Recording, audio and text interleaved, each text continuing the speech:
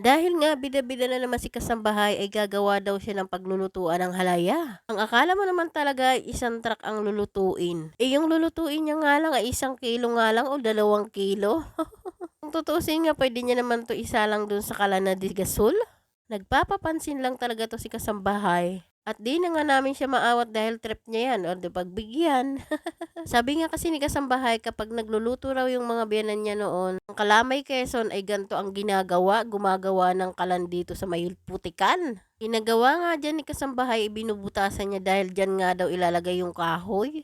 At ito naman si Mang Ronnie at si Miss Bago ay pinagtutulungan nilang gadgarin tong ubi. Itong ubi nga ay nabili lang namin sa palengke kaya lang pagka mahal-mahal din. At habang gagadgad si Mang Ronnie at si Miss Bago ay dumating naman yung kapatid ni Mang Ronnie. At inalok ko na nga rin magkape. Ito nga sabi ko kay Miss Bago ay dahan-dahan yung paggagadgad ng ubi para naman pag niluto ay hindi magaspang. Para nga pag hinalo-halo ay hindi na mahirap lutuin. Ito na nga si Kuya JJ yung ginawa ni kasambahay na paglulutuan ng halaya ay nilagyan na ng kahoy. Sabagay napakaganda rin ang ginawa dito ni kasambahay at makakatipid na rin talaga ng gasol. Ito na nga ginagadgad-gadgad na yung nyug. At ito na nga si kasambahay ay inagaw yung paggagadgad ni Mang Ronnie. Dahil nga daw para mas mabilis at eksperto daw siya sa paggagadgad. Dahil nga noon nung bata pa siya, yan lagi ang inuutos sa kanya ng kanyang lola daw dun sa probinsya.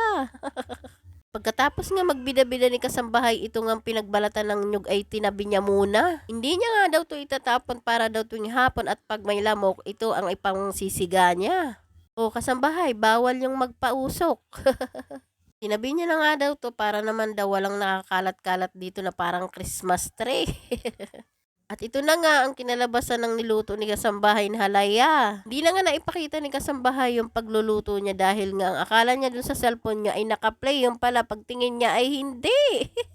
Sabi nga dyan ni kasambahay dahil nga mag New Year naman na mamaya magluluto na lang muna siya ng sinigang na baboy na kunti lang.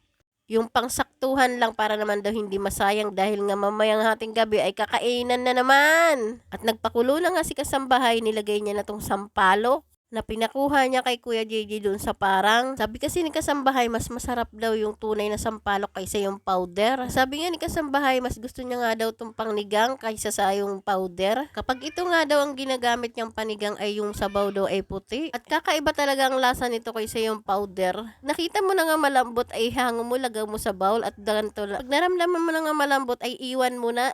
Charot. Ilagay mo na nga to sa bowl at durug-durugin lang tapos katasin at gantong-ganto lang ang gawin nyo. Bida-bida na naman si kasambahay, ibibida na niya naman tong binili niyang patis. Patis Pangasinan daw to. Sarap nga daw to pantimpla-timpla or sausawan. Nung naluto na nga yung karne ay nilagay na nga ni kasambahay yung kangkong.